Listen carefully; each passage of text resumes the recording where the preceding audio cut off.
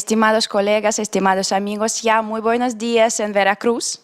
Soy Anastasia, encargada del Departamento Internacional de la Agencia de Noticias y Radio Sputnik en Moscú. Y hoy nos ha reunido la Universidad Veracruzana.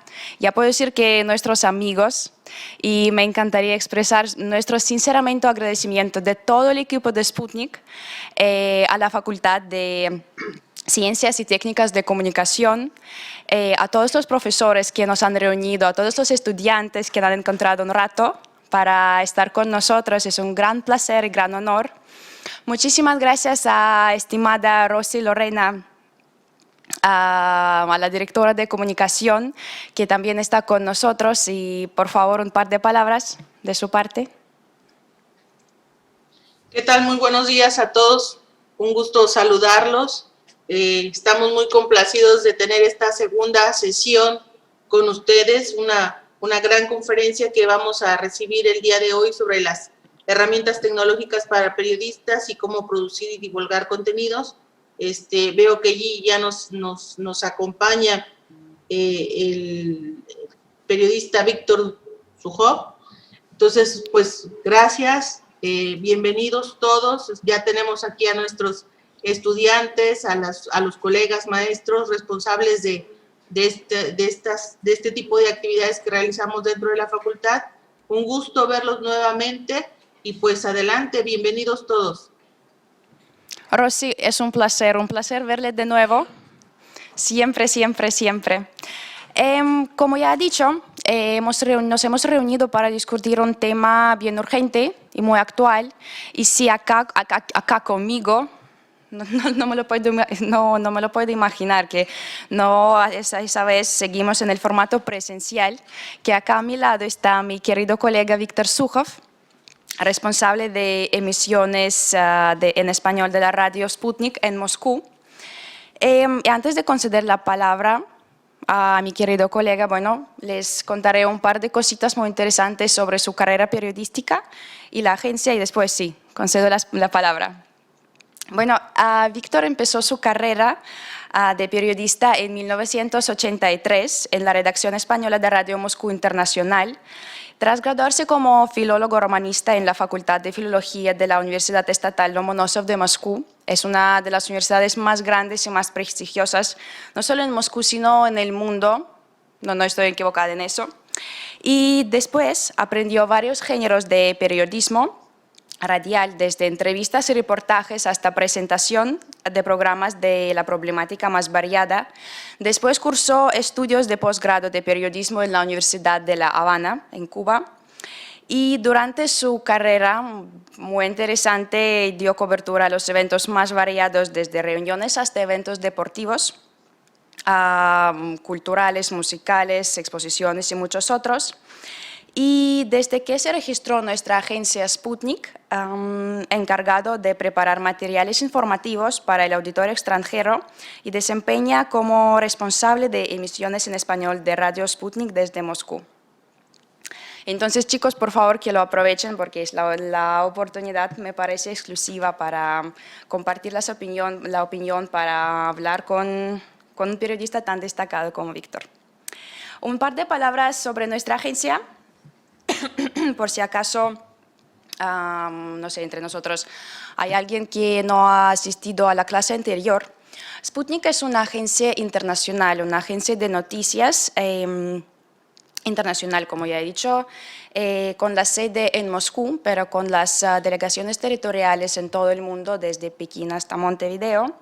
Y la agencia la lanzaron en 2014, pero ya cuenta con más de 30 páginas, ¿sí? Me refiero a las páginas... ¿idiomas diferentes? Sí, 32, con 32 idiomas diferentes, y con los servicios de noticias que funcionan 24/7 y funcionan en ruso, chino, español, inglés, árabe y persa. Y en lo que se refiere al proyecto en el marco de que nos hemos reunido, se titula Sputnik Pro, un proyecto internacional que también hemos lanzado hace un rato para los periodistas, los estudiantes de la comunicación, del periodismo, para que todos nosotros tengamos esa oportunidad de intercambiar las opiniones, de hablar y de conocernos un poquito mejor. Y hasta ahora mi último comentario, para no perder el tiempo, es que, chicos, por desgracia no podemos permitir a todos que conecten los micrófonos para no acabarnos en un lío total. Por eso, por favor, para mantener un diálogo más o menos vivo, más o menos fluido, por favor, les rogamos que escriban sus preguntas en el chat de Zoom durante el discurso de Víctor y después, bueno, después de una charla trataremos de responder al menos la mayoría o todos, quién sabe, porque no siempre tenemos tiempo, a veces estamos un poco apretados. Y hasta casi voy terminando y concedo la palabra a mi querido colega Víctor Suchov. Muy buenos días a todos. Antes que nada, es un placer poder compartir con ustedes algunas experiencias mías en un día tan importante cuando todo el mundo celebra el Día de la Cosmonáutica. Justamente un día como este, pero hace 60 años, comenzó la era de vuelos tripulados al espacio abierto, gracias al cosmonauta ruso soviético Yuri Gagarin. Por otro lado, también quiero confesar que no conozco Veracruz, lamentablemente, porque de México solamente conozco la zona turística de Playa del Carmen, donde estuve en diciembre de 2010, pasando 10 días de maravillas inolvidables, viajando a Chichén Itzá inclusive. Y además, por otro lado, es muy lamentable que no hay posibilidad de hablar, digamos, con ustedes en persona, para ver sus ojos, para ver sus rostros, para ver su reacción inmediata a lo que se debate en el curso de esta actividad. Pero bueno, ¿qué vamos a hacer? Las condiciones nos obligan a sus formatos, así que trataremos de sacar el máximo provecho de lo planteado para esta conferencia. Sinceramente hablando, el tema propuesto es tan amplio y tiene tantas facetas que yo temo perder en algún momento en este pantano de información, y si de repente me desvío de la vía magistral, espero que Anastasia me va a parar y corregir acá estoy para eso. el itinerario. Entonces, de lo propuesto para esta conferencia, empezando con la búsqueda de información a través de plataformas diferentes, ¿qué les puedo decir? Pues antes que nada, hay que definir de qué tipo de periodismo se trata, porque no es ningún secreto que hay periodismo informativo, hay periodismo de diversiones, hay periodismo científico, hay periodismo deportivo, y podemos continuar esta lista infinita. Pero si hablamos, digamos, de los renglones principales que son agencias de noticias, periódicos, radio, televisión y medios digitales, yo creo que, bueno, partiendo de mi experiencia, ¿cómo se busca la información? Si hablamos de fuentes tradicionales, por ejemplo, si por la mañana yo en un telediario escucho una noticia que suscita mi interés, me parece interesante, luego a la hora de venir a la redacción yo encargo a alguien de mis subordinados que digo, a ver, hoy en el telediario dieron una información muy interesante, se podría darle un desarrollo, entonces por favor encárgate de buscar las fuentes, encontrar pues más información sobre el suceso que puede ser interesante. También puedo citar un ejemplo de mi temprana experiencia de trabajo en la radio, cuando yo empecé en la Radiación Española haciendo programas de Radio Moscú para España. Yo recuerdo muy bien que una colega mía que hacía el programa Encuentros con Soviéticos, en aquel entonces pues existía un programa que daba a conocer una personalidad interesante, muy a menudo recurría a un truco bien sencillo.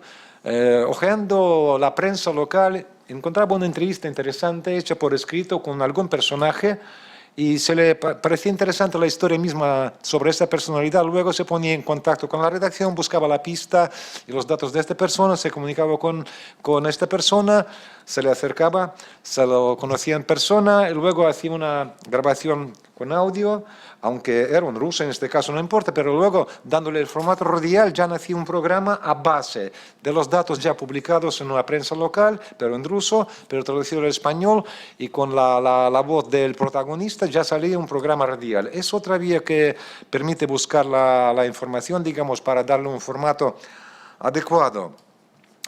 Pero vuelvo a repetir que depende del tipo del medio de información del que estábamos hablando. Si es un medio de información oficial que se dedica a la difusión de información de carácter política, socioeconómica, como es nuestra agencia en este caso, porque somos un medio público.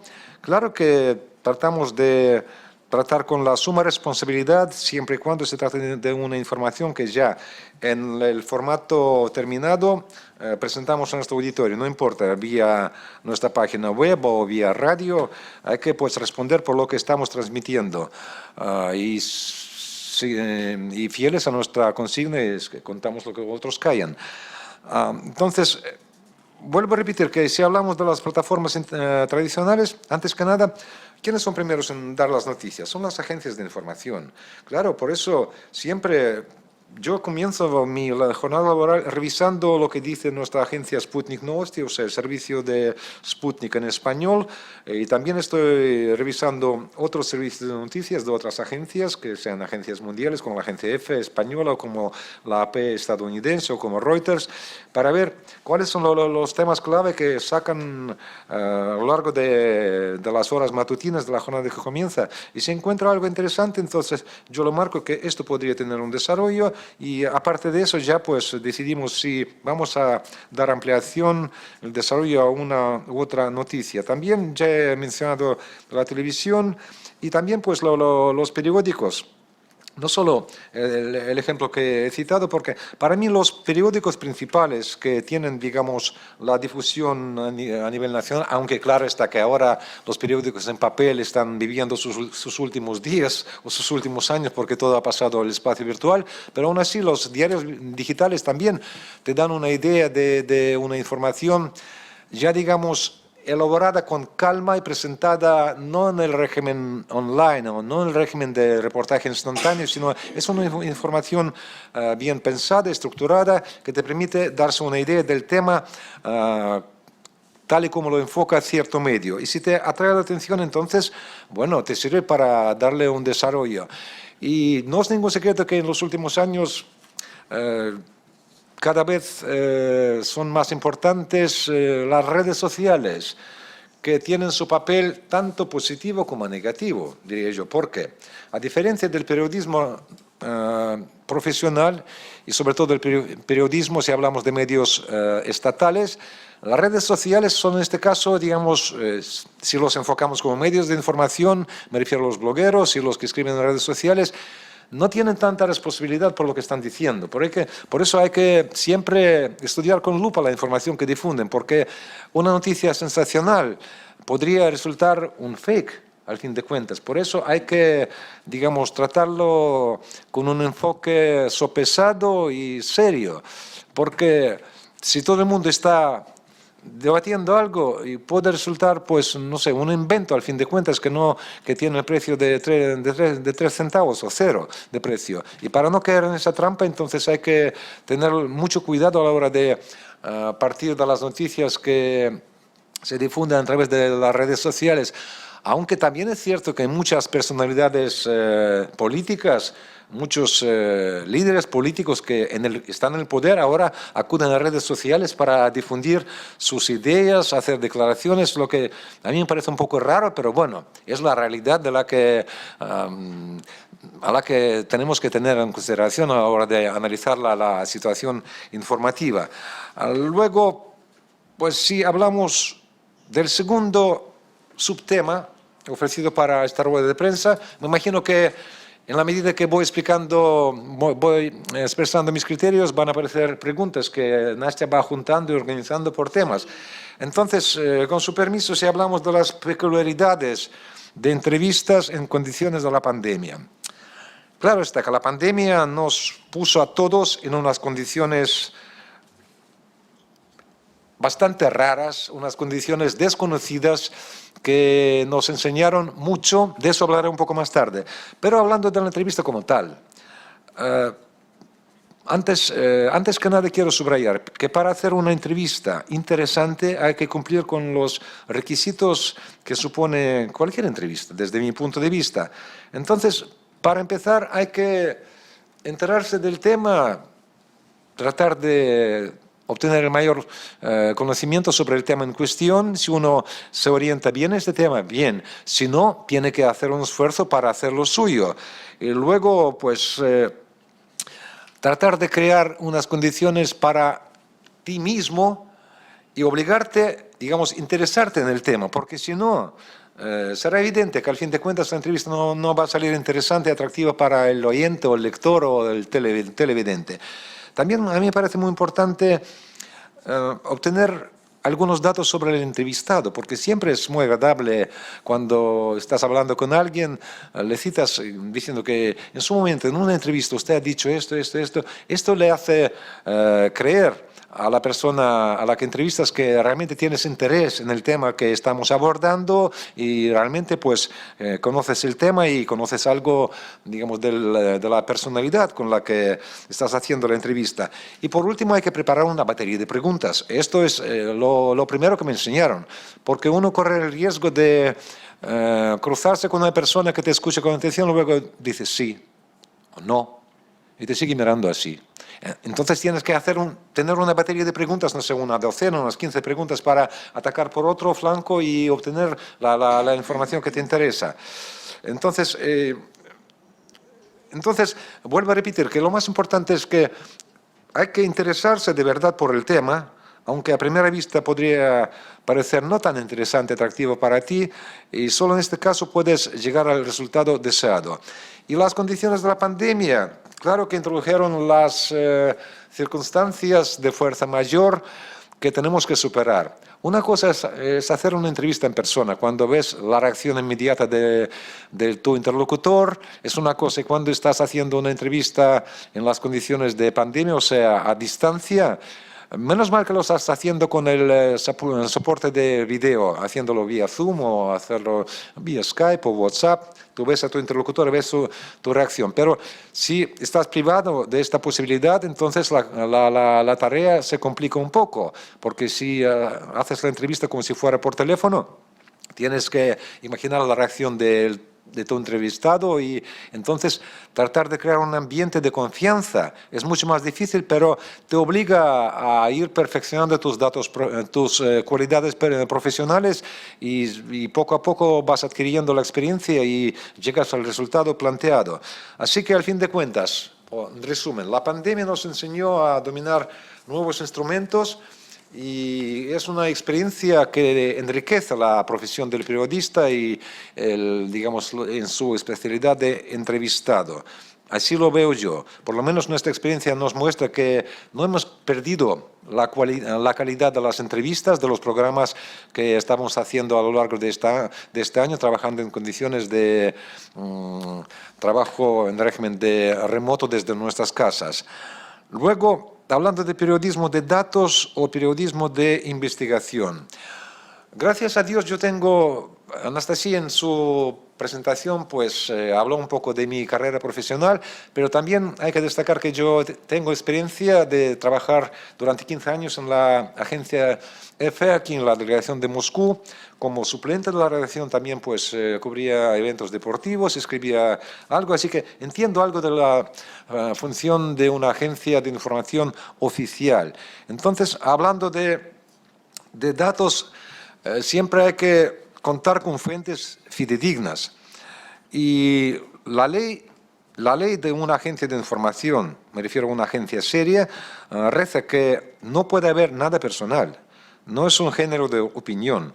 Siempre hay que poner la noticia en la boca de alguien, para dejar claro que no es lo que escribe la noticia expresando su actitud, digamos, o su visión del evento. No, lo ha dicho el fulano de tal. Nosotros nada más que lo citamos. Otra cosa es que cómo estructurar la noticia, porque ahí pues ya reina la ley de un vaso medio vacío, un vaso medio lleno. Depende de cuál es la orientación de una u otra agencia, porque se puede describir el mismo evento dándole matices diferentes y ahí radica digamos, la profesionalidad de una u otra agencia. Así que vuelvo a expresar que nada personal, es el estilo de las agencias, es la regla que reina en este género periodístico. Y si hablamos del periodismo de investigación, a mí me parece que es un campo tan vasto, tan inmenso que aquí se puede hablar, no sé, una jornada entera sobre distintos tipos de investigación porque se trata de cualquier esfera de la vida, ¿verdad? Se puede hacer una investigación que tiene que ver con la ciencia, se puede hacer una investigación que tiene que ver con un delito. También no faltan investigaciones de varios episodios que ocurren durante unas acciones militares. Lamentablemente no faltan guerras de distinto calibre en nuestros tiempos, en distintos rincones del planeta. Y a la hora de hacer la investigación siempre hay que contar con las fuentes fidedignas.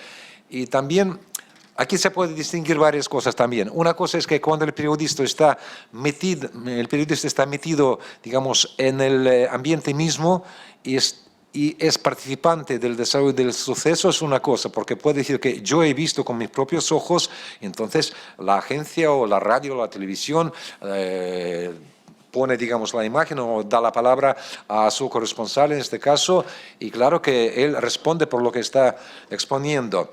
Yo puedo citar de mi experiencia personal el episodio inolvidable ocurrido a comienzos de septiembre de 2004, cuando el 1 de septiembre, el primer día del comienzo de un nuevo año docente, un comando terrorista chechen tomó el colegio número 1 de la ciudad de Beslan, en la República Osetia del Norte, en el Cáucaso Norte, vecino de Chechenia. Y durante más de 2 días permanecieron encerrados ahí cerca de 1 millar de alumnos, sus padres y maestros, retenidos por este comando chechen. Y yo, trabajando en la agencia EFE, finalmente me mandaron para dar cobertura desde el lugar de los sucesos de ese trágico acontecimiento en la historia de la Rusia postsoviética.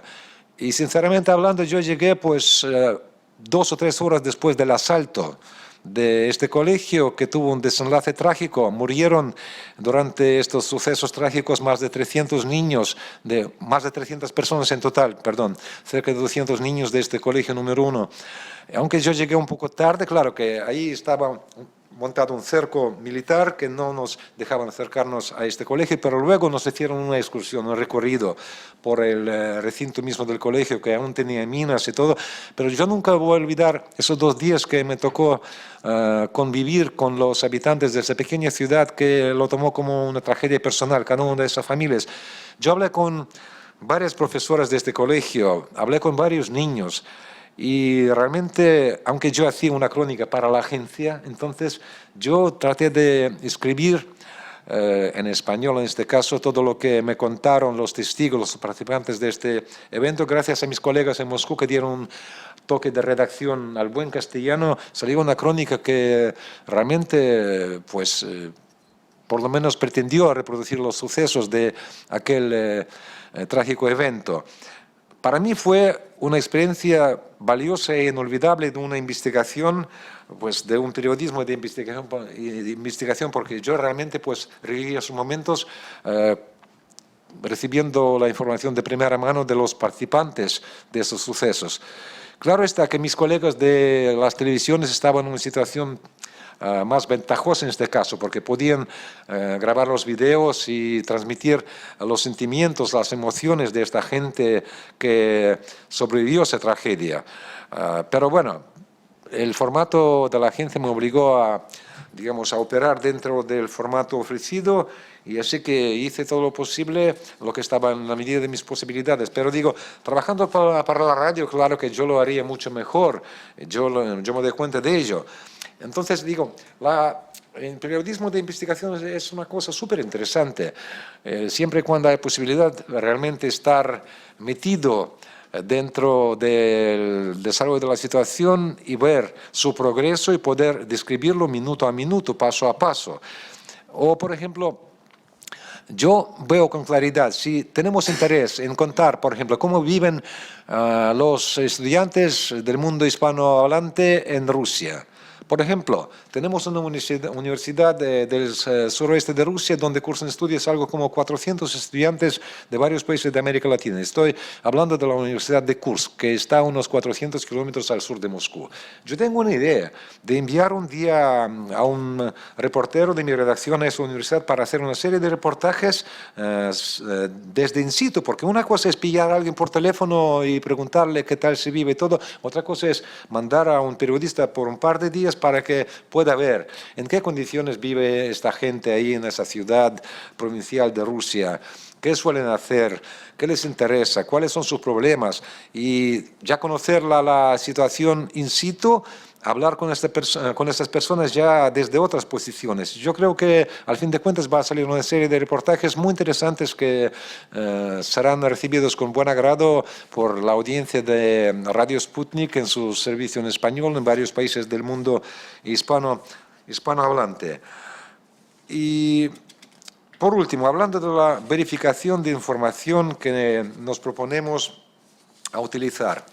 Ya he hablado de las fuentes de información y vuelvo a repetir que hay que separar aquí los medios oficiales que sí que responden por lo que están transmitiendo y otros medios de difusión que, si hablamos, por ejemplo, de las emisoras de radio de diversión que más se dedican a hacer programas musicales de diversión, que hablan de cosas que no tienen, digamos, este sentido y estas connotaciones políticas que pueden ser decisivas para la sociedad de un u otro país, es una cosa que es un programa, es un, digamos, trabajo mucho más ligero, mucho más agradable, sin lugar a dudas. Pero siempre y cuando se trata de un medio que responde por lo que está transmitiendo, hay que, tenerlo presente, que a la hora de difundir una u otra información hay que estar seguro al 100% de que es una información fidedigna. También les puedo citar un caso un poco curioso que a mí me ocurrió en noviembre de 2012. Esto fue en la ciudad de Sochi, el balneario ruso a orillas del Mar Negro, cuando me enviaron para cubrir una reunión del jefe de la diplomacia rusa, Sergei Lavrov, reunido con el cuarteto de CELAC, formado por 4 ministros de Exteriores de 4 países latinoamericanos. No voy a decir de qué países se trata en este caso. Pero tras una serie de actividades oficiales, los 4 cancilleres huéspedes más el canciller anfitrión participaron en una ceremonia emotiva de sembrar árboles simbólicos en el Parque de la Amistad, en la fila que ya tenía decenas de árboles sembrados en su momento por personalidades destacadas, y también participaron en esta actividad los 4 cancilleres invitados para el evento. Y yo, a la hora de hablar con uno de los jefes de la diplomacia de uno de los países que participaron en este evento, entonces estamos hablando en español, desde luego. Yo sacaba una entrevista en exclusiva.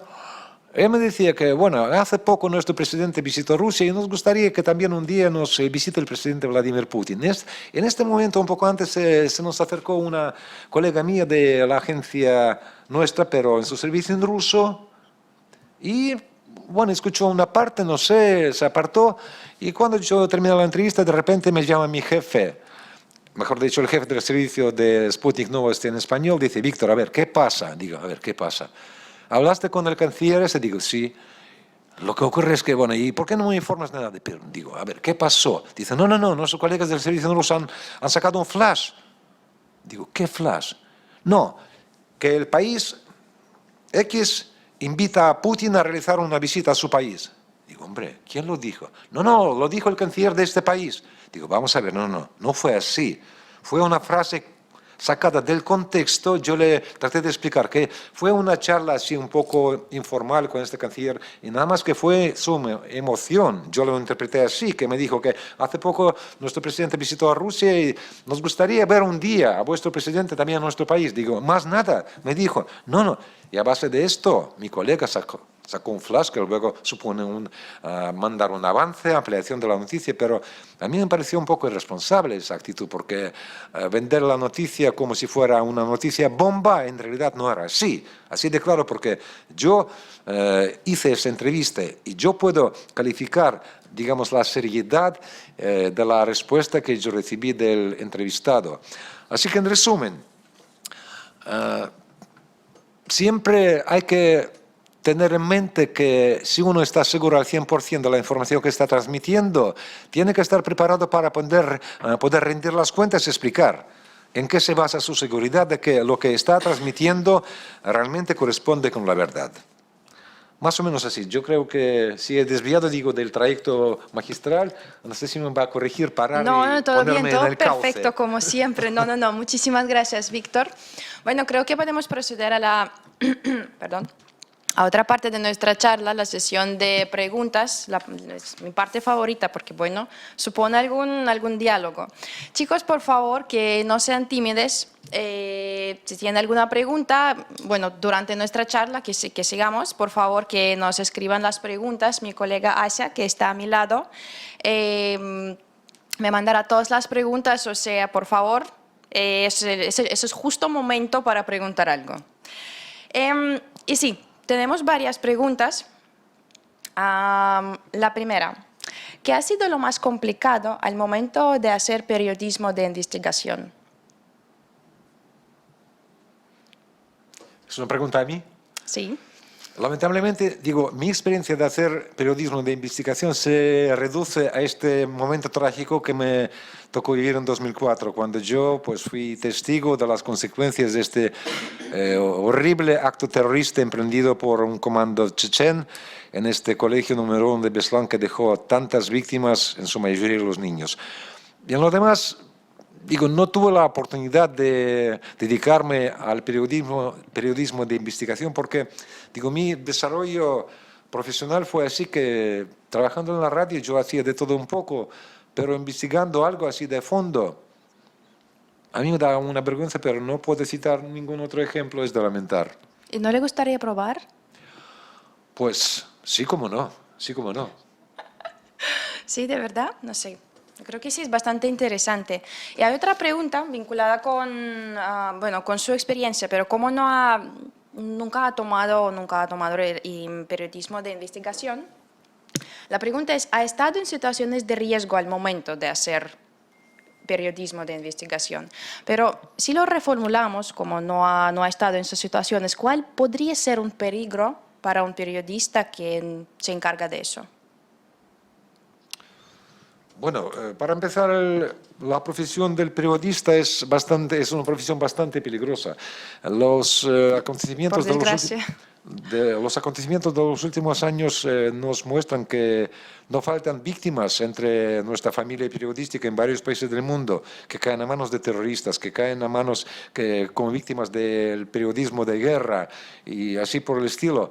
Bueno, depende también del país en el que estás trabajando, pero volviendo a las situaciones peligrosas, yo puedo citar los ejemplos de mis colegas a los que les tocó cubrir la guerra de Chechenia, además por ambos lados. Por ambos lados, porque yo en aquel entonces trabajaba en la agencia EFE, digo, y mis colegas sí que viajaron a la zona de los combates en Chechenia, y yo conozco muchos, yo he escuchado muchos relatos horribles, tanto de los periodistas occidentales que viajaron, digamos, por otro lado, como de los periodistas rusos que viajaron por el lado de las fuerzas federales, pero coinciden con en lo mismo, que es muy, pero muy peligroso. Uno a veces no se da cuenta de cuán peligroso puede significar estar pues cerca o en la misma zona de combates. Si uno está ahí, no se da cuenta de ello. Digamos, conciencia de lo vivido viene después. Y hay casos cuando muchos pues cambiaron la idea o la visión de su profesión, inclusive se fueron del periodismo, sin poder ya seguir trabajando en este oficio, teniendo este background que les hizo imposible seguir haciéndolo. Pero bueno, el peligro puede esperar al periodista en cualquier sitio, pues en cualquier momento hay que tener mucho cuidado desde todos los puntos de vista, inclusive si uno trabaja, digamos, en un meeting multitudinario, tiene que tener en cuenta que puede caer víctima, digamos, de un choque que realmente se produce entre las fuerzas del orden y los manifestantes, siempre y cuando se trata de una manifa de protesta. Hay que tener mucho cuidado con esto. Y ni siquiera a veces el chaleco que dice la prensa, el chaleco que da a entender que tú eres una persona intocable, no te sirve para nada, ni hablar del periodismo de guerra. Entonces, y también cuando uno, por ejemplo, está cubriendo un evento que tiene que ver con algunos ensayos tecnológicos, si las autoridades te avisan que hay que tener mucho cuidado de no acercarte al determinado sitio, hay que cumplir estrictamente las normas, porque yo también conozco varios casos cuando unos estaban a punto de resultar heridos o recibir traumatismos a la hora de, digamos, prestar importancia a los consejos que te dan, porque no te pueden cuidar a un niño a la hora de invitarte a alguna misión y observar cómo se porta un periodista. Así que, bueno, hay que tener este criterio de no sobrepasar el límite de lo permitido para obtener la información. Porque, claro, que unos pueden hacer todo lo posible para obtener la información a toda costa, pero sin pensar en las consecuencias. Pero uno tiene que tener bien claro que para poder obtener la información tú tienes que salir vivo y sano de la situación determinada. Así que hay que cuidarse de sí mismo y nunca olvidar de eso. Bueno, sí, creo que hay unas personas que están tan sumergidas en el proceso que ni siquiera piensan en lo que pasa a su alrededor. Sí, es verdad, sí, es verdad. En este caso, el periodismo de guerra es una especie de veneno. Yo conozco, bueno, nosotros conocemos muchos casos cuando los periodistas que pasaron por esta experiencia de hacer reportajes desde la línea de frente ya se convierten en una especie de drogadictos y ya no pueden vivir sin eso. ¿En serio? En serio, en serio. Y ya pues hacen todo lo posible para persuadir a sus autoridades que les manden otra vez a cubrir los eventos desde la línea de frente. Así es el periodismo de guerra, que es una droga, si quieren, para algunos. Sí, nunca he escuchado esa frase, pero sí, parece que es así, que es una No, droga. así es, así es. Yo conozco varios casos, no quiero citar aquí los nombres concretos, pero así es. Sí, y si hablamos, no sé, de otra vía, sí, en ese caso de periodismo de investigación, si no me equivoco, corrígeme por favor si no es así, podemos repartir en dos vías, como si periodismo de investigación de la corrupción, de esos casos criminales de la guerra, pero también tiene que ver con con la información que buscamos. Entonces, periodismo de datos, periodismo de investigación también tiene que ver con el análisis de la información que recibimos de las fuentes diferentes, no sé, de las redes sociales, como ha dicho, no sé, de los medios tradicionales, de la tele y todas esas cosas. En ese caso, si hablamos de la búsqueda de información en el periodismo de datos, ¿qué riesgos podríamos, no sé, ver acá, enfrentarnos? Pues para mí el mayor peligro es no caer en una trampa, digamos, de confiar demasiado en una sola fuente. Si hablamos, digamos, de una investigación que tiene que ver con la tarea de presentar un panorama de algún fenómeno, de algún evento, o supongamos, si hablamos, por ejemplo, si tomamos el ejemplo de la última pandemia, si hablamos de los casos del coronavirus, el mejor evento. claro que hay muchas especulaciones al respecto. Entonces, a la hora de dar la información que tiene números, por ejemplo, tenemos números diferentes sobre la misma situación. Bueno, no pasa nada. Yo puedo citar unos datos, dar algunos números diciendo que esta información procede de esta fuente, dando la fuente comprobada ya que realmente esa fuente dio esta información. Y por otro lado, digo, tenemos la información sobre otros datos que también tiene su fuente, su nombre y apellido. Y yo puedo decir que, bueno, yo no sé a qué información podemos dar más crédito, pero bueno, si esta información viene de fuentes oficiales, otra información que difunden en redes sociales, que un fulano de tal ha dicho, o corren rumores de que, o dicen que allá, bueno, es una cosa común y corriente que ocurre en cualquier país, que la gente es así, que suele caer en esa trampa a la hora de recibir una información sensacionalista que se percibe muy fácilmente, pero hay que analizarlo todo con cabeza fría, bien fría, y si queremos dar un panorama fidedigno y capaz de convencer a nuestro consumidor de la información, le tenemos que explicar que esta información procede de esta fuente y es una información oficial que difunden las autoridades al respecto. Y juzguen ustedes mismos quién tiene la razón. Hay que tener mucho cuidado y no caer en la trampa de dar solamente un lado, digamos, dar solamente una fuente de la información, sobre todo cuando se trata de materias delicadas, como en este caso me refiero a las víctimas del coronavirus, porque no es ningún secreto que en redes sociales se puede encontrar cualquier chorrada sobre el número de muertos o sobre la eficiencia de nuestra vacuna Sputnik V. Es que no faltaron comentarios que esa vacuna también produjo tantas víctimas mortales en Rusia y que las autoridades prefieren silenciarlo. Yo no tengo por qué poner en duda la información que me ofrecen las autoridades, porque responden por lo que están diciendo. Y si realmente, por otro lado, hay, digamos, información comprobada que pone en evidencia con hechos reales que lo que están haciendo las autoridades no corresponde con la realidad, que lo comprueben. Y que van al juicio, al fin de cuentas, que los tribunales deciden quién tiene la razón. Sí, la pandemia produjo muchos problemas. Creo que usted sabe, y espero que los chicos también estén al tanto, que una de las organizaciones mundiales como dijo que apareció ese fenómeno de infodemia, o sea, en el marco de la pandemia. Por eso, sí, hay muchos casos de posverdad y todo eso. Claro. Claro, y también hay que tener en cuenta, digamos, los tópicos que existen en uno y otro país sobre algunas realidades. A ver si me explico. En Occidente y América Latina no es una excepción en este caso. Existe una cierta visión, digamos, típica de Rusia, que es un país, no sé, que tiene un régimen un poco raro, que tiene a un líder que permanece ya tantos años en el poder, que aquí no hay rotación. Yo recuerdo muy bien una entrevista que yo concedí a una emisora de radio argentinas.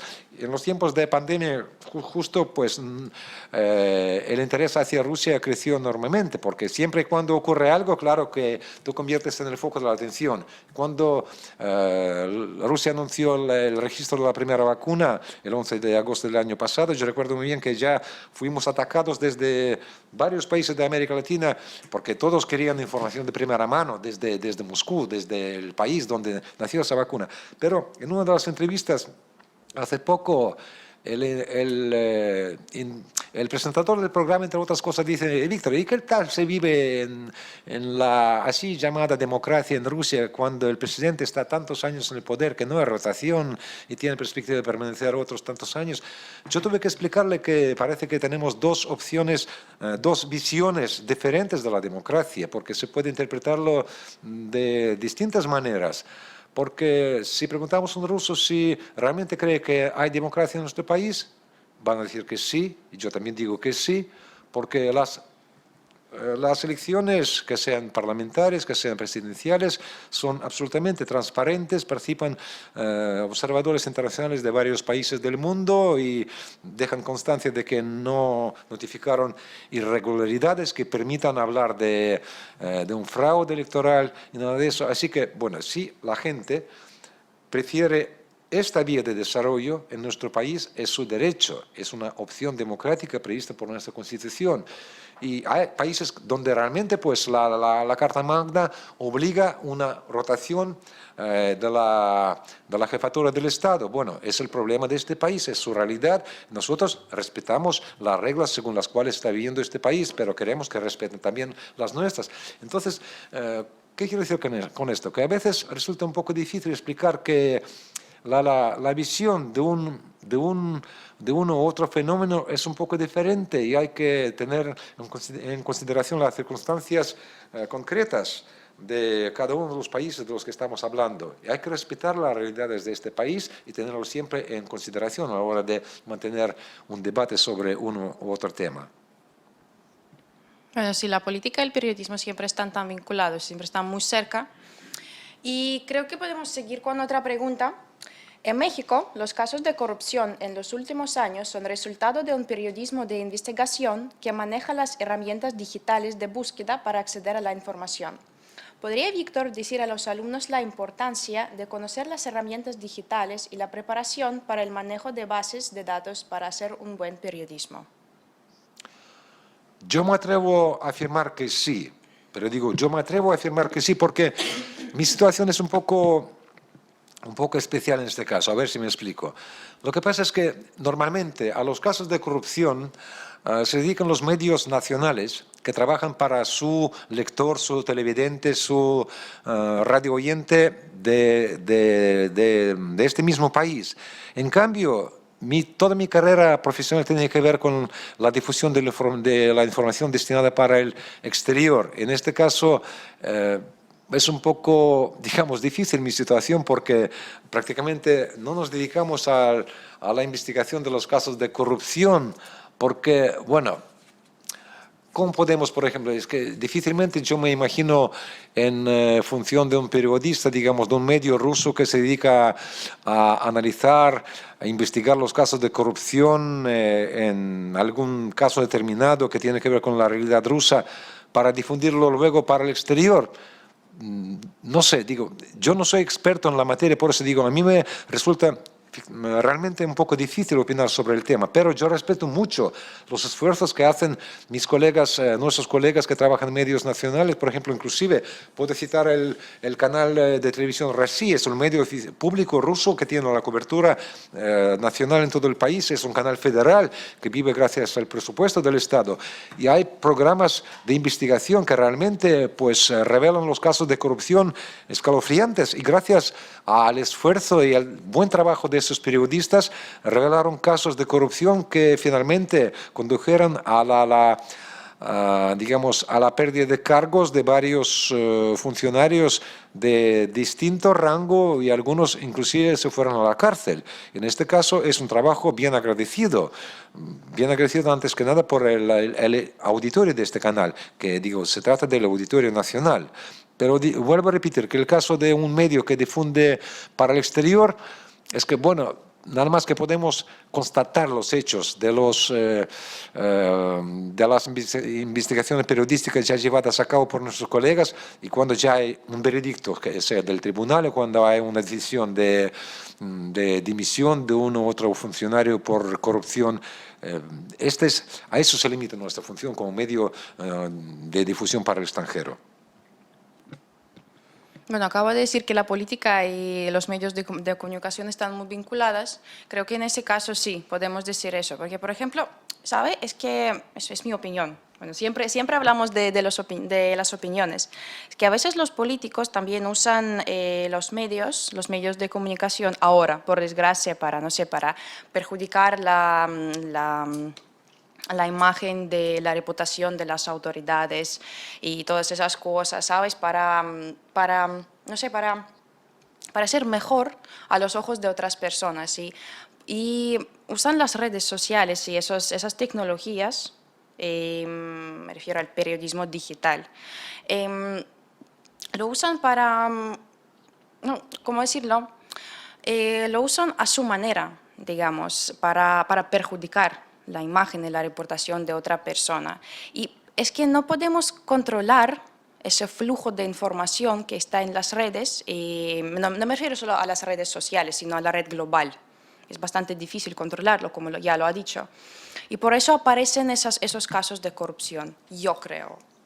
No estoy al tanto de la política en México, en América Latina en general, como sí, para analizar las cosas y para decirlo, pero creo que podría ser así. Podría ser así. Yo me atrevo a suponer que, por ejemplo, si preguntamos a los rusos que siguen la política internacional y sí que tienen interés en cómo se vive en varios países de América Latina, yo creo que si preguntamos a esta gente qué opinan sobre el funcionamiento de los poderes en varios países de América Latina, no quiero ofender a nadie, pero muchos van a decir que ya es casi como una regla, que un mandatario en un país latinoamericano termina su mandato, no importa si al cumplirlo al 100% o antes de lo previsto, y luego va al juicio por el caso de corrupción. Eso pasa en todo el mundo, sí. Claro, pero los casos de América Latina son tan frecuentes y... No, es que porque nosotros trabajamos con América Latina, es que por eso estamos al tanto más de lo que pasa en América Latina. Pero yo vuelvo a repetir que digo, si preguntamos a la gente que se interesa por este tema, seguramente yo estoy convencido de que van a decir, justamente van a pronunciarse más o menos en este sentido, que bueno, lo van a percibir como una normalidad, pues, entre comillas, que algo como si fuera una regla de la vida y como algo inevitable, si quieren. Bueno, sí, quizás, no sé. Es que es demasiado difícil para mí decirlo. Bueno, el tema es bastante delicado, creo yo, y luego aparecen, bueno, si tomamos el ejemplo de Lula de Silva, Sí, claro. ¿qué ocurre? Un Que lo desastre. tacharon de culpable, luego resulta que no tiene ni pizca de culpa, pero, como se dice,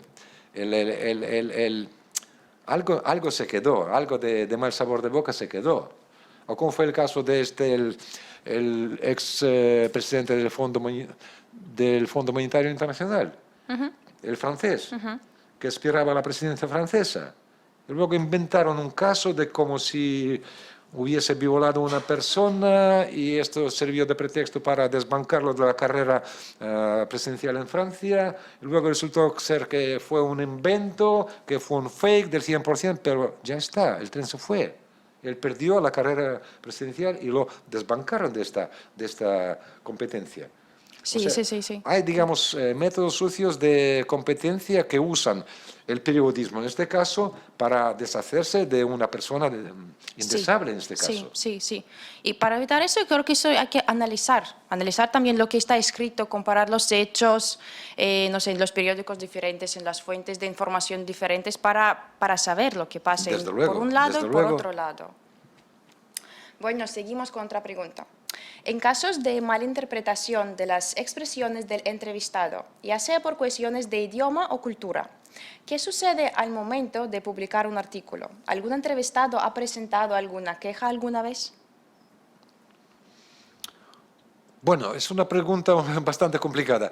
Lo que ocurre es que, bueno, no es ningún secreto que a la hora de hacer una entrevista, estoy hablando de la radio, claro está que como que no transmitimos en directo, estoy hablando de mi redacción, no transmitimos en directo, todo sale en diferido, claro está que damos un toque de redacción a la entrevista, pero manteniendo, digamos, la línea magistral de las ideas que expone nuestro interlocutor. Le damos un toque de, digamos, limpieza de audio para que el entrevistado suene mejor.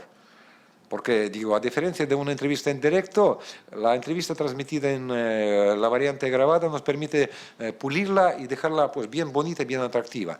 Hay otros casos cuando, por ejemplo, una persona que te concede la entrevista luego pide, por favor, no transmitirla al aire antes de pasarla a él para que él lo escuche y dé su visto bueno. Pero son casos un poco, bastante pues yo recuerdo un par de casos en mi experiencia de tantas décadas de trabajar en el periodismo que uno pedía que le presenten la variante final antes de transmitirla. Hay otros casos cuando, por ejemplo, a alguien se le pasa algo por la boca, te llama por teléfono y luego dice, Víctor, a ver, se me pasó algo, es que mejor sería excluir este fragmento de la entrevista porque no corresponde con la realidad, me equivoqué, metí la pata y todo. Yo, con todo mi respeto, claro, lo quito de la entrevista y ya está, para no dejar en ridículo a esta persona. Porque, a diferencia, digamos, de medios irresponsables, no queremos crear una sensación, aunque esta metedura de pata podría dar pie para dar una información de carácter sensacionalista y entonces y originar, digamos, una discusión sobre a base de esta afirmación, que en su momento el que lo dijo se dio cuenta de que se le pasó algo, y mejor sería silenciarlo como si no hubiese ocurrido. Es algo normal, es algo normal, es algo común y corriente. En entrevistas que se dan para medios escritos, yo sé que esta práctica existe muy a menudo cuando una persona, sobre todo cuando se trata de personalidades públicas, cuando concede una entrevista a un medio escrito y habla de la materia de la que responde como funcionario, muy a menudo pide que le presenten la variante final escrita para que él pueda leerla y dar su visto bueno para la publicación posterior, porque la entrevista de ese tipo tiene su precio y puede pues pagar muy caro si sale algo que él no revisó y no aprobó como información fidedigna. Hay que separar estas cosas. No, sí, siempre hay que pensar en lo que dices. Es muy importante. Lo más importante es cuando lo dices hablando con un periodista o en la radio o con, no sé, con un periodista que hace una entrevista por escrito. Sí, siempre hay que pensar en las palabras para evitar esas, ¿sabes? Hay que Esas pensar quejas. siempre. Siempre, sí, siempre hay que pensar. Bueno, Ah, no, perdón. Y yo también puedo añadir de mi parte que muy a menudo, hablando con alguien, uno pues desvía bastante, digamos, del tema planteado para la entrevista y se enrolla mucho, mucho, mucho. Y yo luego tomo la responsabilidad para restar importancia a eso que tiene poco que ver con el tema que estamos abordando, para no distraer la atención de nuestro oyente que finalmente va a dejar de escuchar esta entrevista. Por eso yo lo dejo como paja y ya está. Y yo respondo por eso. Y si me pregunta la persona entrevistada por qué lo he hecho, porque digo, porque eso no tiene nada que ver con el tema que nos acordamos abordar en esta entrevista. Ya está. pero en ese caso es tan lógico para que leer, no sé, Claro, de su claro. familia, de no sé qué, de las tradiciones, de lo que no tiene que ver con el tema. Sí, solo va a desfijar la atención, desviar la atención de los lectores y ya. Bueno, seguimos con con la otra pregunta. Una clave exitosa en el periodismo es el discurso o la forma de contar la noticia. El discurso para las audiencias virtuales demanda otro discurso, distinto al que usa el periódico impreso. ¿Qué estrategias para contar la noticia utiliza usted para las audiencias virtuales? Bueno, Buena pregunta. ya he dicho en un montón de ocasiones que la gran ventaja de la radio en este caso consiste en que nos permite, además de transmitir la información, transmitir una información cargada de emociones. Por eso, a diferencia, digamos, de una entrevista hecha por escrito, cuando, por ejemplo, entrevistamos a alguna persona y aparece una entrevista en nuestra página web en Mundo Sputnik, en español, está bien, uno lee la entrevista y ya se forma una idea, pero siempre y cuando hay posibilidad de transmitir la banda sonora de esta entrevista a través de nuestra radio, es siempre, para mí es siempre mejor. Porque una cosa es leer algo expresado por el autor de la entrevista, otra cosa es escuchar a la fuente, escuchar sus emociones con sus pausas, con sus acentuaciones, para tal vez recibir algunas otras matices de la entrevista y escuchar lo que no sale, digamos, de forma explícita en el formato escrito. Y además, otra gran ventaja de la radio es que, a diferencia de televisión, no tenemos este soporte en forma de video. Y por eso la maestría de un periodista de la radio es saber transmitir esta emoción sin el soporte de imagen, como, o sea, este privilegio que tienen nuestros colegas en la televisión. Y por eso digo, si uno hace una entrevista para la radio, hay que hacerla de modo tal que salga al máximo emocionante y para que realmente sea elocuente y convincente para nuestro oyente. Pero digo, la radio es un teatro, pero donde los actores no se ven. Uno solamente oye su voz, sus emociones y su actitud a lo que están abordando en uno u otro programa. Por eso yo me siento feliz de trabajar en la radio, porque permite a veces conseguir algo valioso y tú te das cuenta que, a diferencia de nuestros colegas de televisión, tú sí que has logrado transmitir el contenido cargado o pintado de emociones sin tener este soporte de video.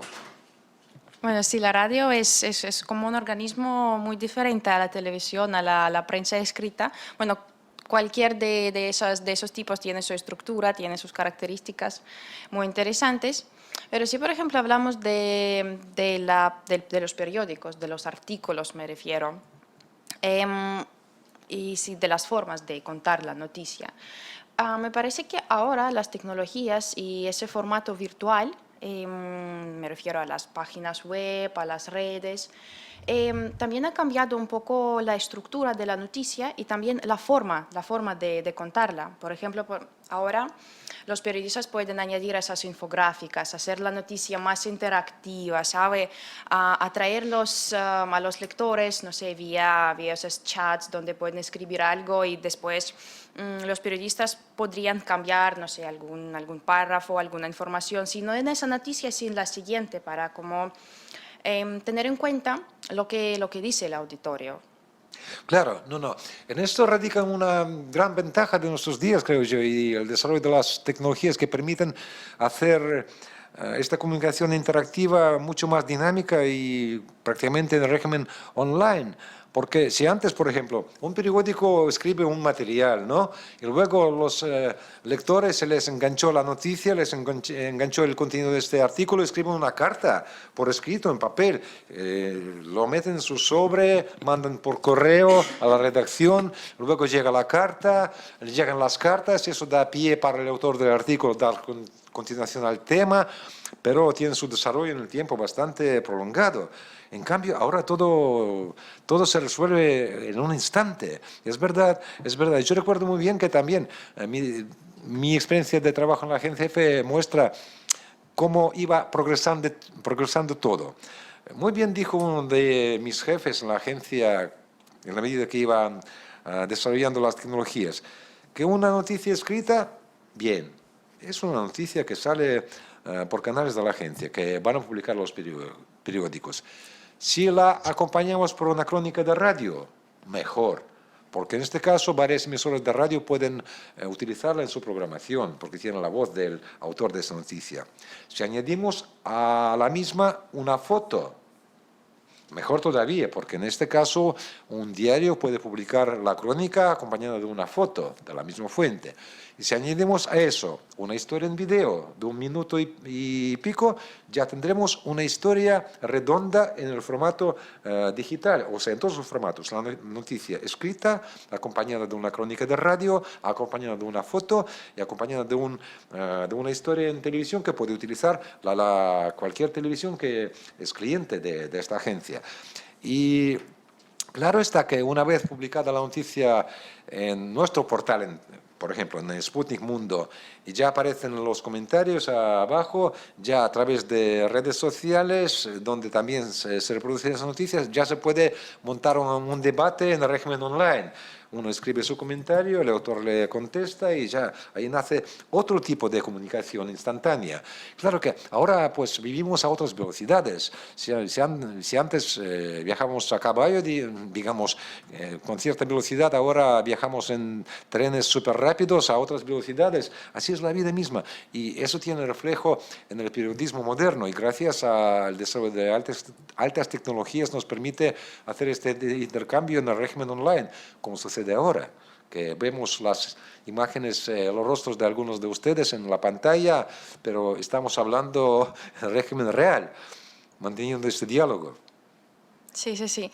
¿Y no le parece que también, creo que en el marco de esa pregunta puede aparecer ese punto, que también las tendencias virtuales han cambiado un poco la demanda del auditorio? Me refiero a que si en el periódico impreso antes leíamos las noticias larguísimas, ¿saben? Con todo el análisis, pero si ahora los lectores no piensan, sino se concentran en la información, en los artículos más cortos.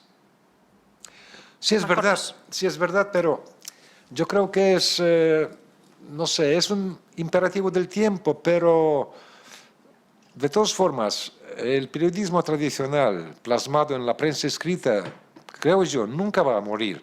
Porque a menudo viajando en el metro, por ejemplo, si uno baja al subte, puede notar a varias personas, bueno, claro que la mayoría está fijando en su teléfono móvil, es que no sé, a mí me extraña mucho, parece que la gente pues está pendiente de una información súper urgente y si uno analiza qué están haciendo con sus teléfonos móviles, bueno, es su problema, pero de repente te fijas en una persona leyendo un periódico impreso y ves el título del periódico y te das cuenta de que se trata de una persona realmente interesada en recibir una información periodística con mayúscula, porque los periódicos impresos sí que siguen esta regla porque ya ofrecen la información publicada, bien elaborada, bien redactada, porque la prensa impresa, a diferencia de prensa digital, para mí es la prensa de otra calidad. No quiero ofender a nadie, pero yo creo que cuando uno prepara una publicación para su publicación en papel,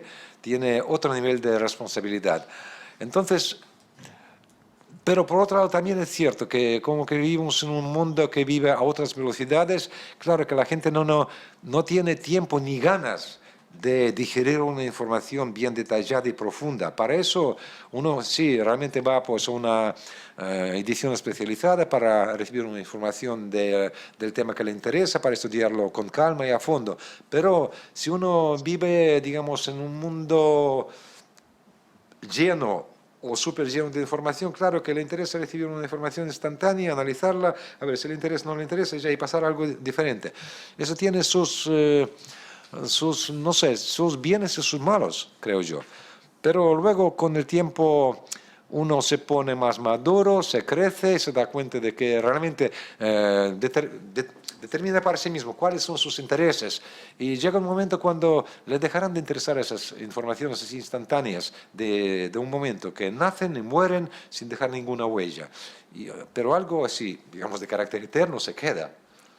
Bueno, sí, es de esperar que la prensa escrita siga la parte de nuestra vida, porque por desgracia en Rusia, por ejemplo, la gente no lee mucho los periódicos, me refiero impresos. Bueno, basados en el formato de radio del periodismo, ¿qué estrategias deben utilizarse para poder empatizar con el público y darle un énfasis importante a la información que se brinda?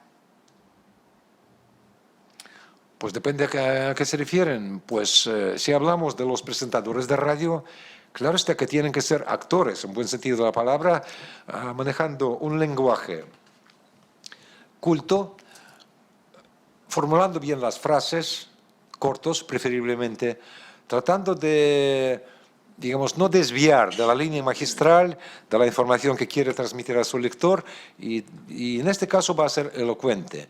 Y si hablamos de las personas invitadas para participar en programas de radio, también, digo, ahí radica el secreto del éxito en el arte del entrevistador. Ya he explicado que hay que tratar de convencer a tu entrevistado que el tema que estamos abordando es realmente de interés mutuo. Solo en este caso la entrevista va a tener éxito.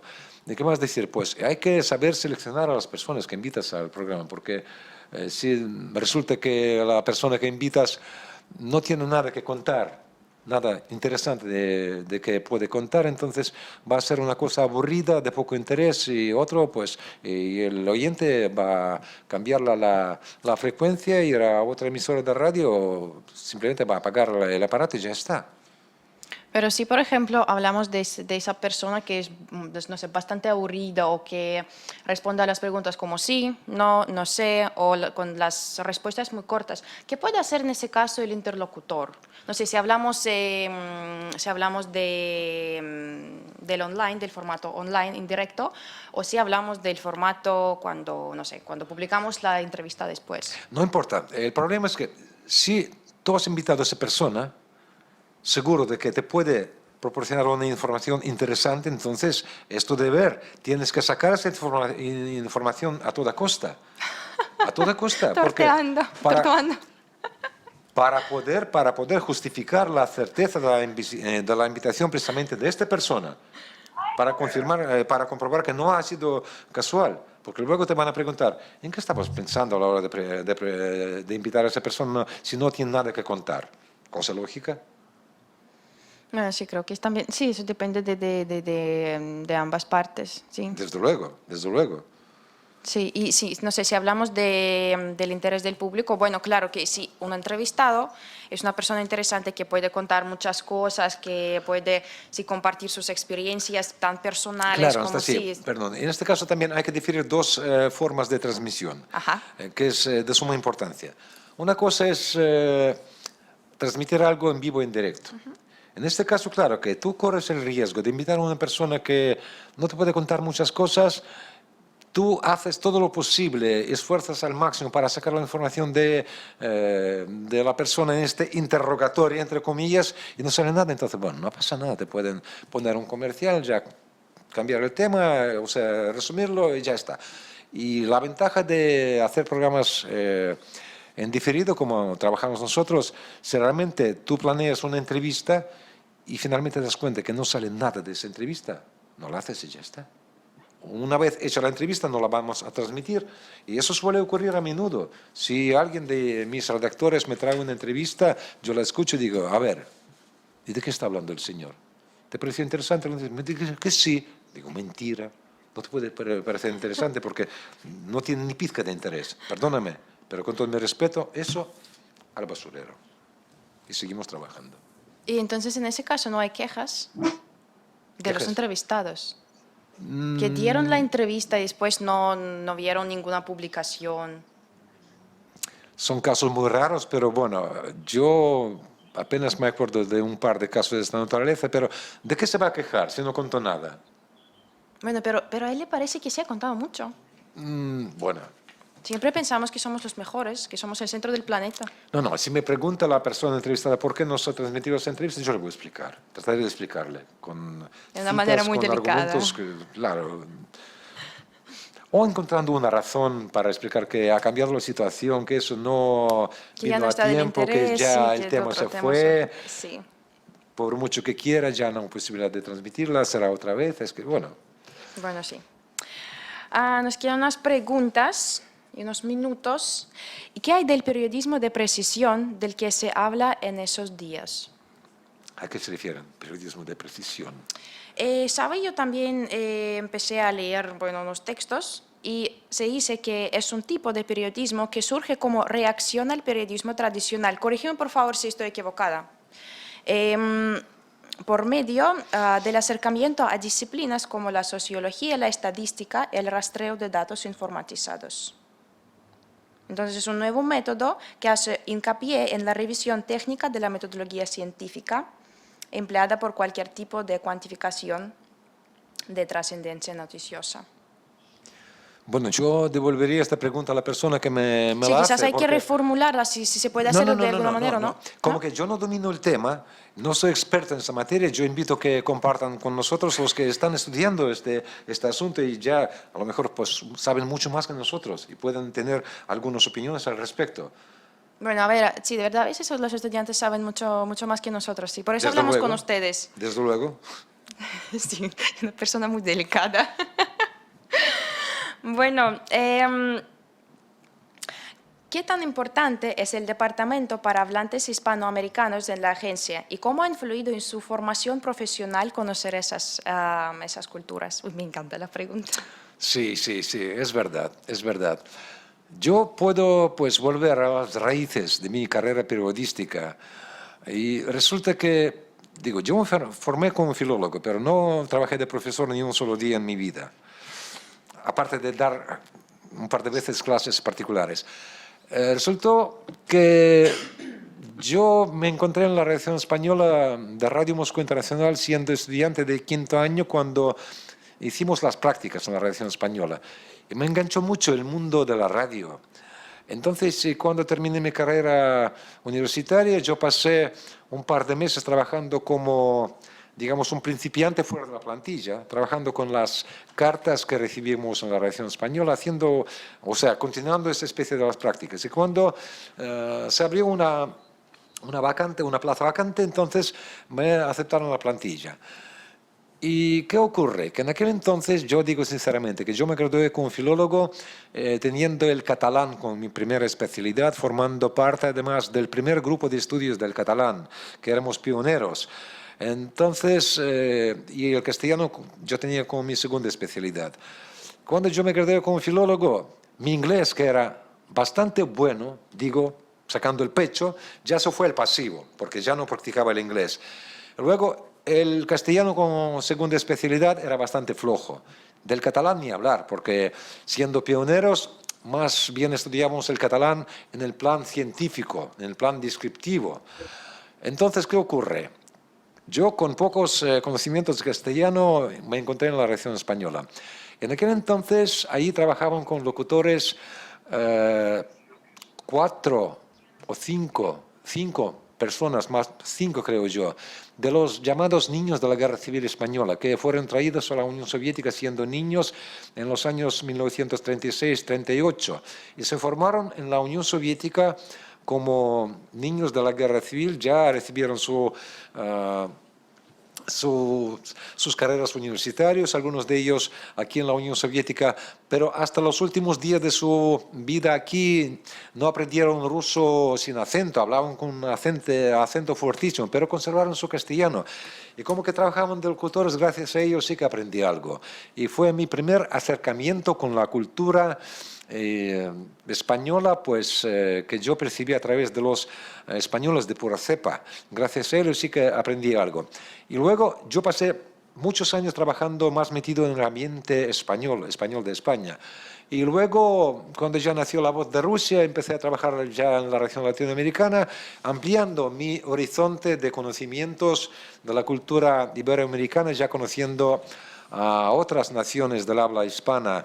Yo tuve la suerte de trabajar durante medio año con los argentinos, aunque aquí en los desiertos de Turkmenistán, así que conocí bastante bien a los argentinos. También hablando pues durante varios eventos con representantes de otros países del habla hispana, sí que iba percibiendo las peculiaridades de una u otra nación, empezando aún con los Juegos Olímpicos de 1980, cuando yo, siendo estudiante universitario, trabajé en la Villa Olímpica como intérprete o guía, y ahí conocí a los deportistas bolivianos, a los deportistas ecuatorianos de otros países de Latinoamérica, y fue un choque para mí porque todos hablaban un idioma tan diferente que de hablar. Y luego, gracias a mis estudios de posgrado durante casi un año en Cuba, sí que aprendí algo de la cultura cubana. Y luego también tuve en mi carrera pues 3 visitas a Venezuela de 2 o más meses de duración cada una. Así que poco a poco, digo, yo iba, digamos, percibiendo más y más información y conocimientos de las peculiaridades de cada uno de los países que conforman este mundo iberoamericano, y estoy muy agradecido a esto. Y también, claro, que trabajando en Moscú, antes de la pandemia, aquí no faltaban actividades en las que participaban todos los países del mundo hispanohablante. Para empezar, las actividades que organizaban las embajadas de los países latinoamericanos, y todos los países de Iberoamérica tienen sus embajadas en Moscú. Es que la vida pues era bastante activa, y yo espero que llegue un momento, una vez finalizada la pandemia, que la vida vuelva a su cauce y dejaremos este régimen de comunicación en el formato online. O sea, resumiendo, yo me siento agradecido a mi experiencia de trabajo de más de 3 décadas en el periodismo radial para el mundo hispanohablante, que pude conocer a la tan rica cultura latinoamericana en varias de sus revelaciones. Empezando con la música colombiana, porque yo conozco a muchos músicos colombianos que pasaron por este país, terminando con con la experiencia de, por ejemplo, de conocer a un salvadoreño que a sus 24 años de edad ganó el Campeonato Mundial de Baristas en Colombia y participó en un festival en la Plaza Roja durante el festival Spassky Bashny en septiembre de 2000, no me acuerdo en qué año, algo como hace 5 o 6 años. O sea, que me preparó el café, el mejor barista del mundo, y claro que hicimos una entrevista y me contó muchas cosas interesantes de su vida.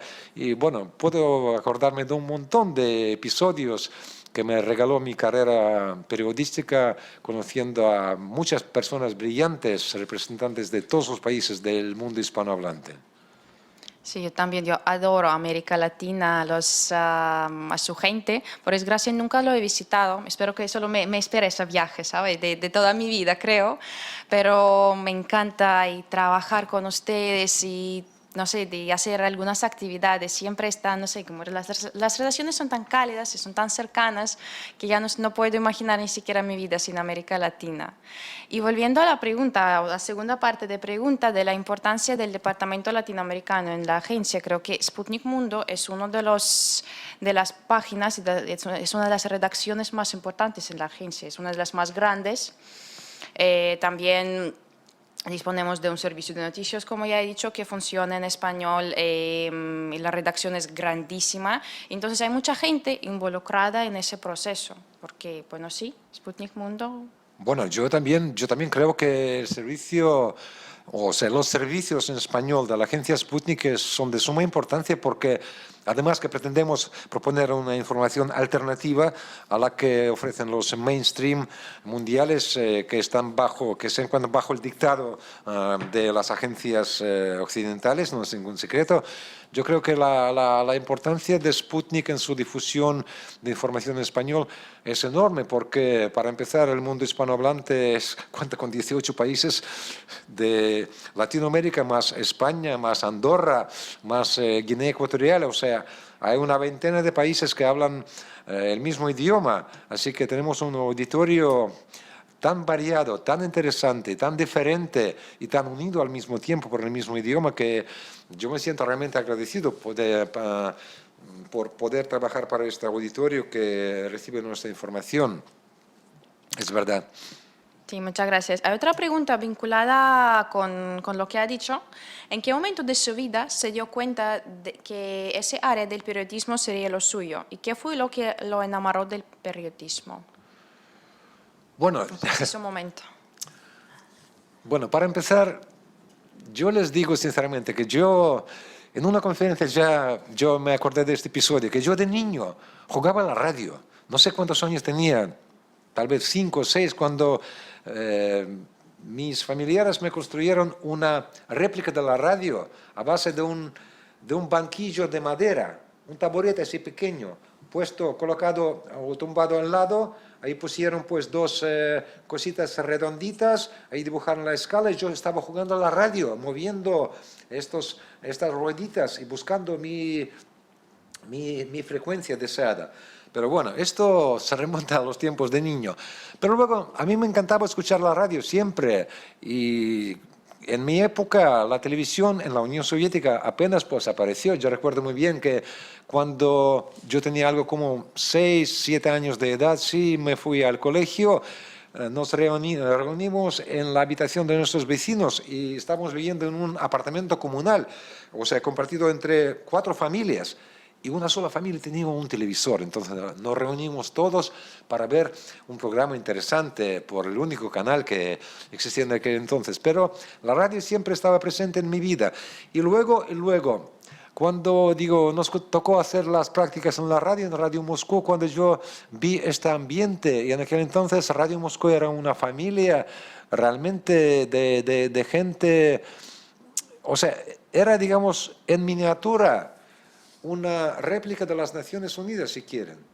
Y no es una exageración, porque cuando yo empecé en Radio Moscú estábamos emitiendo en más de 70 idiomas diferentes. Puedo citar un ejemplo, que solo para la India, solamente en emisiones para la India, teníamos programas en 12 idiomas diferentes. Y si hablamos de emisiones para América Latina y España, yo empecé mi carrera en el Departamento de Emisiones para España, o sea, formando parte de la región eurooccidental. Por otro lado, existía una redacción de emisiones para América Latina, que tenía una sección de emisiones para Cuba, otra para Centroamérica, otra para América del Sur, ni hablar de emisiones especiales en quechua. Imagínense que realmente pues era, digamos, una familia de gente entusiasmada por su trabajo que sembró estas semillas que realmente luego dieron su cosecha rica, y yo para toda mi vida pues vinculé mi profesión con la radio y nunca lo he lamentado, ni he tenido por qué lamentarlo. Entonces es un destino. Sí, hay que confesarlo. Sí. Bueno, nos quedan dos preguntas y unos 10 minutos. ¿Cómo ha sido el periodismo en esta modalidad virtual? Hubo muchos cambios. Ya lo hemos discutido, pero no sé, quizás unos hincapiés, no sé, unos puntos más importantes en los cambios. Es que yo felizmente puedo comparar, digamos, 2 épocas, si queremos. Cuando yo comencé mi carrera en la radio exterior, emitimos por onda corta, y claro que en aquel entonces, me refiero a la década de los años 80, los años 90, la onda corta estaba muy popular en todo el mundo. Y además, perdón, claro que era posible, digamos, montar las interferencias para complicar al máximo la recepción de los programas indeseados, como fue el caso, por ejemplo, de La Voz de América o la BBC británica, que eran, digamos, medios de información enemigos en tiempos de la guerra ideológica que existía entre el mundo comunista, plasmado por la Unión Soviética, y el mundo capitalista. Pero la onda corta aún así permitía, digamos, penetrar a cualquier rincón del mundo y hacer llegar la información que transmitimos, en este caso desde Moscú. Yo recuerdo muy bien que inclusive en tiempos de la dictadura de Pinochet nos estaban escuchando en Chile, inventando cualquier, no sé, truco para inventar una emisora de radio que permitía captar nuestra señal transmitida por onda corta. Pero luego llegó el momento cuando empezaron a hablar del fin de la transmisión por onda corta por ser muy cara por un lado y ser poco eficiente por otro lado. Y muchas emisoras de radio abandonaron la onda corta, como fue el caso de La Voz de Rusia, que era la sucesora de Radio Moscú. Sin embargo, muchas emisoras de radio siguen transmitiendo en onda corta. Pero finalmente, con el desarrollo de las tecnologías, llegó el momento cuando resultó posible tener otras plataformas de difusión de las señales acompañadas por video, además.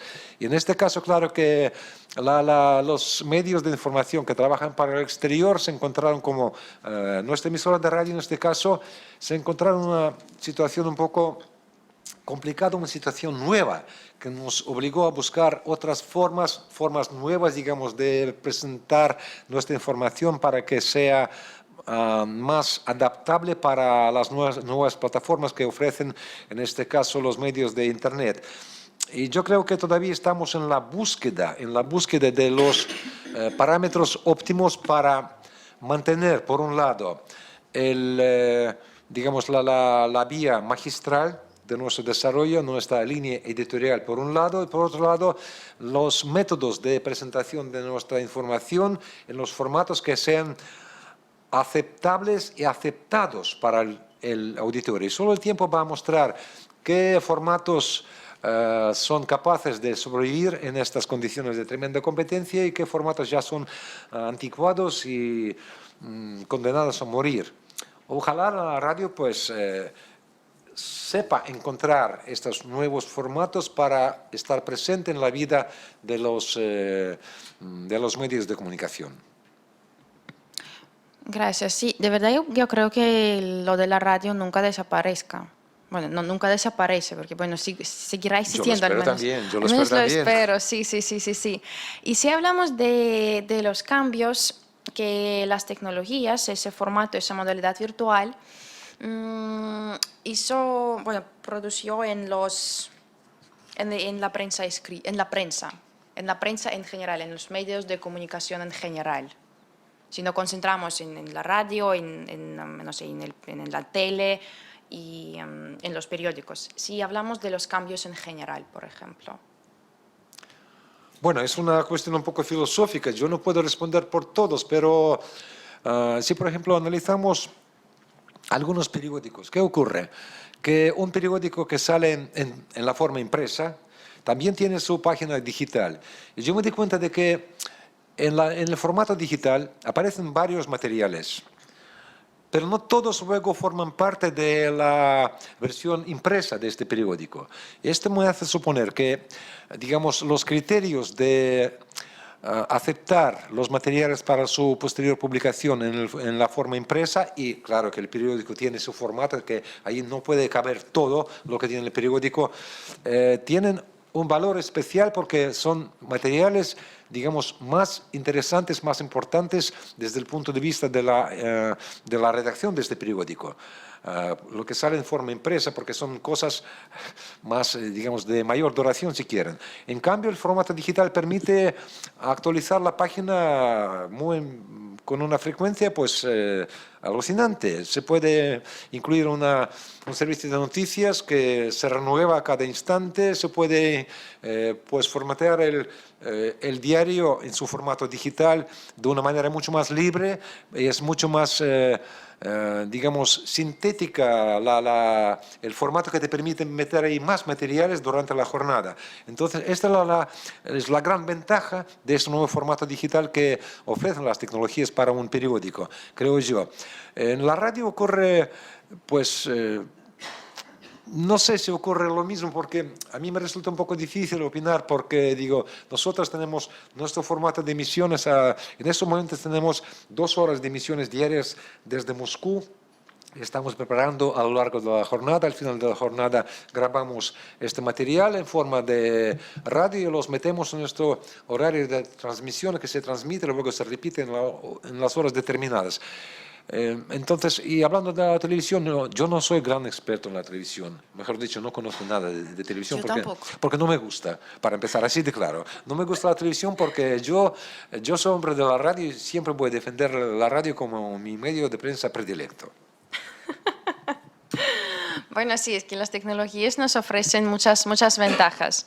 Y es de esperar que siga así, que solo enriquezcan la palestra mediática, esa palestra y, perdón, y que los periodistas puedan aprovecharlo.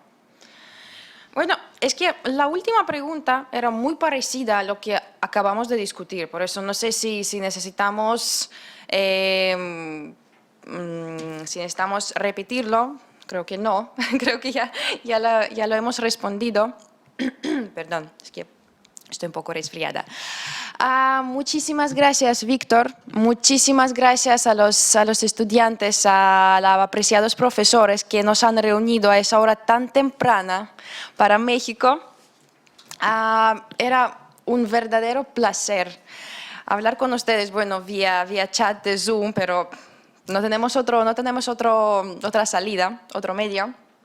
Y espero que lo hayan disfrutado, que hayan encontrado algunos detalles interesantes para ustedes que podrían utilizar en su carrera o en su experiencia, o no sé, contarlo a sus amigos al menos. Siempre es muy interesante, ¿saben? Compartir lo que les han contado en alguna charla, en alguna clase, en lo que sea.